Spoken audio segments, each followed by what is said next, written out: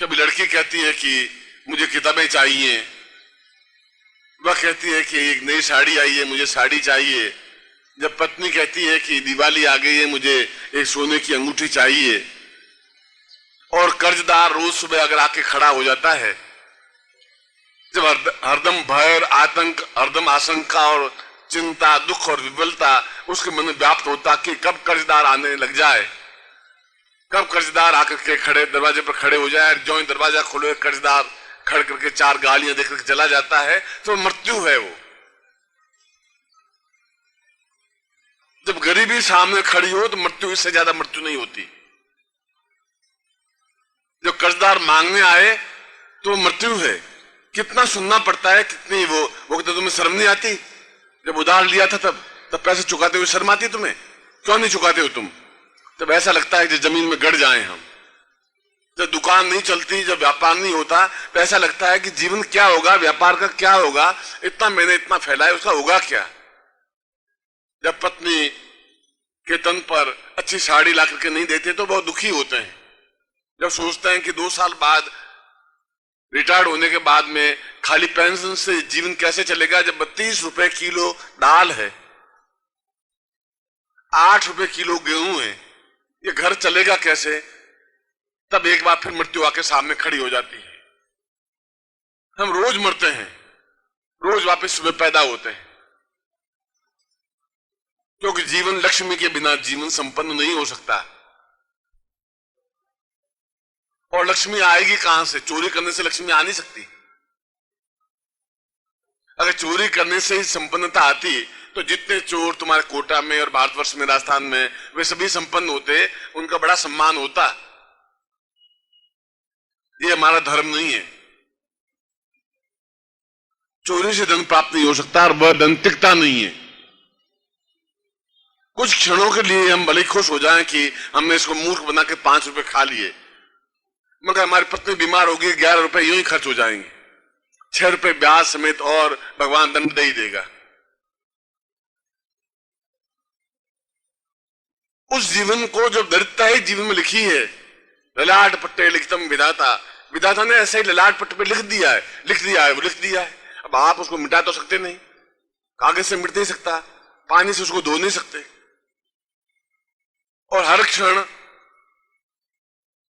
न हमारे पास धन है, न सुंदर मकान है, न अपना मकान है, न पत्नी और पुत्र को सही ढंग से जीवन यापन करने का अवसर दे सकते हैं, न समाज में सम्मानित हो सकते हैं। हमारी इच्छा है मंदिर बनाने की, हमारी इच्छा है दान देने की, हमारी इच्छा है कुछ कार्य करने की, नहीं कर पाते हैं। हरदम आशंका युक्त जीवन व्यतीत हो जाता है, वृद्धावस्था आ जाती है, डगमगाने लग जाते हैं और पूरा जीवन गरीबी में, दरिद्रता में बीत जाता है। यह जीवन जीवन नहीं है।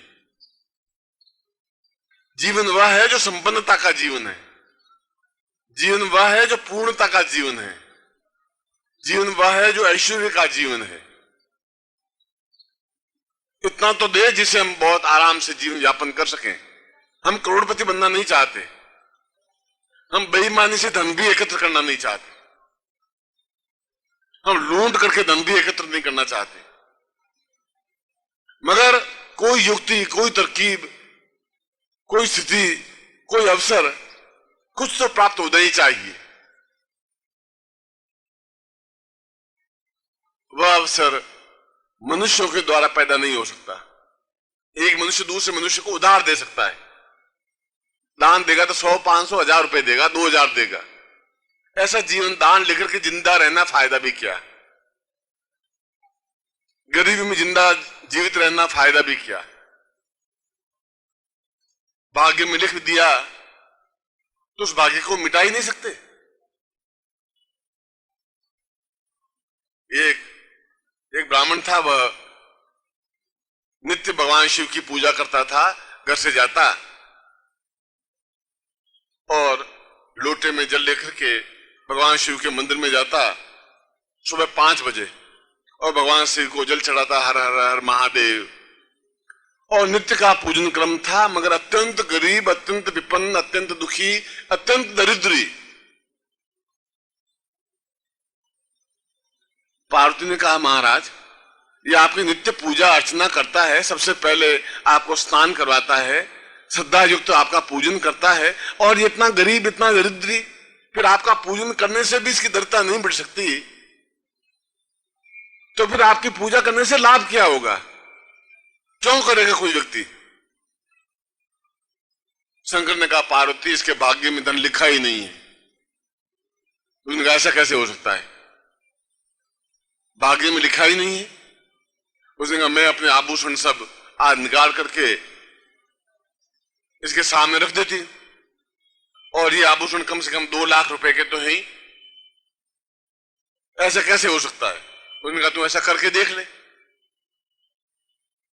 वह ब्राह्मण दूसरे दिन ज्यों ही लोटा लेकर के चला अपने घर से, और मुश्किल से 500 कदम 1000 कदम दूर मंदिर था, भगवान शिव का शिवालय था, ऊपर तारा थे, 5 बजे का टाइम था, कुछ तारे थे, और नमः शिवाय करता हुआ चल रहा था। पार्वती ने एक लाल पोटली में अपने हाथ के कंगन स्वर्ण आभूषण वगैरह थे, वो सब पोटली में बांध करके जिस रास्ते पगडंडी पे चल रहा था उसके आगे डाल दिए, और लाल पोटली से रखी नजर पड़ जाए, इसको जब मिल जाएगा तो अपने आप दरिद्रता मिट जाएगी, गरीबी मिट जाएगी। ऐसा महादेव कह रहे हैं, इसके भाग्य में लिखा ही नहीं है, ऐसा कैसे हो सकता है? वह ब्राह्मण चला, उस ब्राह्मण को तो कुछ पता था नहीं, जो ही पगडंडी पर चला, जो ही वह स्थान आया जहां पोटली पड़ी थी, उससे 10 या 15 कदम पहले उसने सोचा कि 5 बज गए, 3 बज गए, तारे तो बहुत ज्यादा है ऊपर ताकता हुआ, 5 बजे तो इतने तारे होते नहीं है, आज मैं जल्दी तो नहीं उठ गया, और पोटली के पास में से आगे निकल गया। निकल के भगवान मंदिर शिव में पहुंचा, जय हर हर महादेव। महादेव ने कहा, देख लिया, मैं तुझे कहा भाग्य में लिखा हुआ नहीं है, अब रोज तारे नहीं गिनता है, आज तारे गिनने लग गए।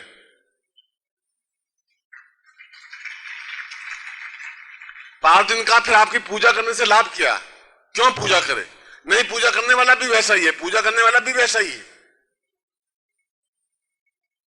ऐसी कौन सी स्थिति है? और फिर आप कुबेराधिपति क्यों कहलाते हैं? फिर मुझे लक्ष्मी क्यों कहा गया है? अगर उसके भाग्य में नहीं है तो भाग्य में क्या विधि से लिखा जाए, क्या किया जाए, आप मुझे वो बताइए।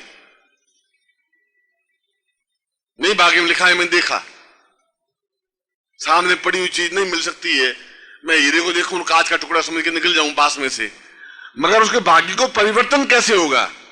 यह तो मैंने देखा कि मेरे स्वर्ण आभूषण में वहां पड़े रह गए, ये तारे गिनता हुआ पास में निकल गया।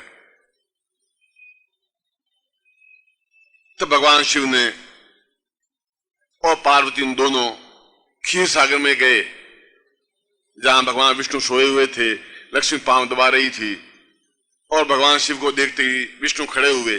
उनका, महाराज आज प्रातः काल आप क्षीर सागर में?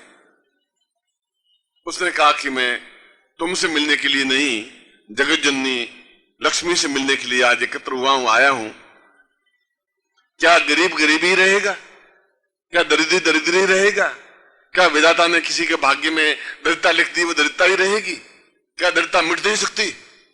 लक्ष्मी तुम ये बताओ कि तुम चंचला हो, मगर दरिद्रता मिट कैसे सकती है? वह कौन सी तरकीब है, वह कौन सा मंत्र है, वह कौन सी साधना है?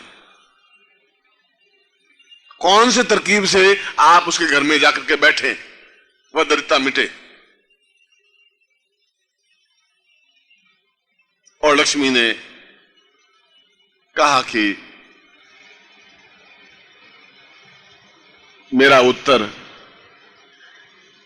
देना ठीक तो नहीं है, मगर फिर भी आप तो देवाधिदेव हैं, महादेव हैं, लक्ष्मी के साथ आए हैं, और मैं उस मंत्र को आपके सामने उच्चारित कर लेती हूं, जो मंत्र मुझे सबसे ज्यादा प्रिय है, जिस मंत्र के माध्यम से मुझे उसके घर में जाकर के निवास करना ही पड़ता है, और उसको कुबेर मंत्र कहा गया, सांकरी मंत्र कहा गया। सांकरी का मतलब है शंकर पार्वती को दिया गया मंत्र, सांकरी मंत्र कहा गया। किस मंत्र की जो मंत्र पढ़ेगा मंत्र जाप करेगा, उसके घर में मजबूरी से भी सही मुझे उसके घर में जाके निवास करना ही पड़ेगा। और मैं जब निवास करूंगी तो दरिद्रता अपने आप मिटी जाएगी, गरीबी मिटी जाएगी। लक्ष्मी पुराण में श्री सूक्त में इस सांकरी मंत्र का अपने आप में गोपनीय मंत्र रहा, मगर अपने आप में अत्यंत तेजस्वी मंत्र रहा, जो लक्ष्मी ने स्वयं अपने मुंह से भगवान शिव को दिया। यदि आप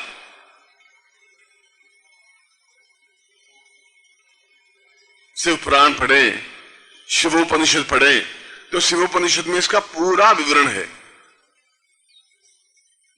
पुष्प ने स्वयं कहा है, मोक्ष खट्वांगम परशुजिनम भस्म फणिना कपालम चेती तंत्रोपकरणम।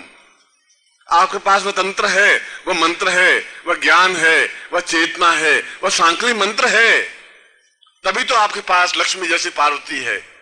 आप तो क्या है, बस में लगाए हुए शमशान में बैठे हैं। आपको इस बात की चिंता नहीं है कि नौकरी करनी है कि व्यापार करना है, पैसा कहां से आएगा, इस गणपति जैसे इतने लंबे चौड़े पेट को कौन खाना खिलाएगा, कहां से रोटियां बनेगी, आपको कुछ भगवान पता नहीं है।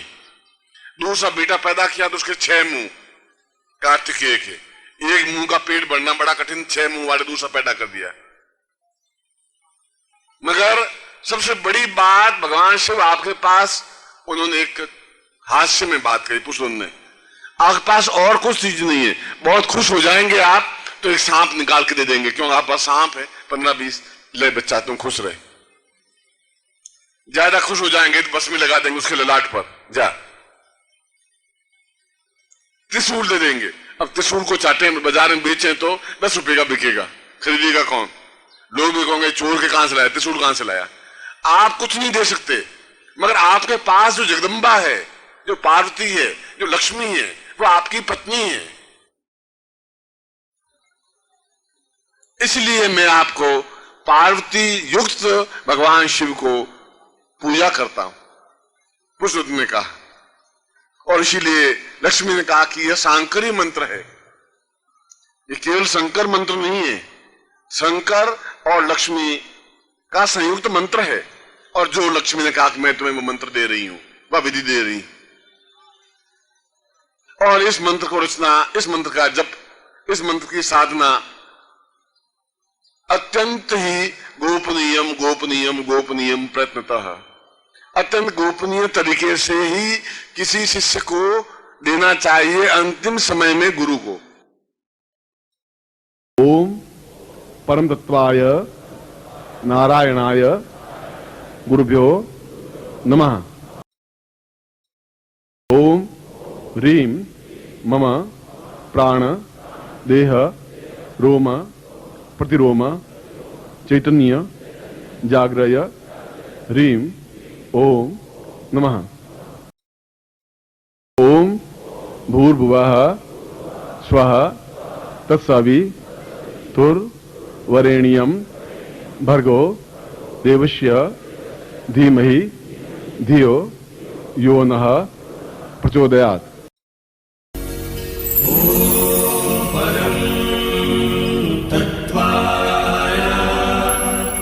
नारायणाय गुरुभ्यो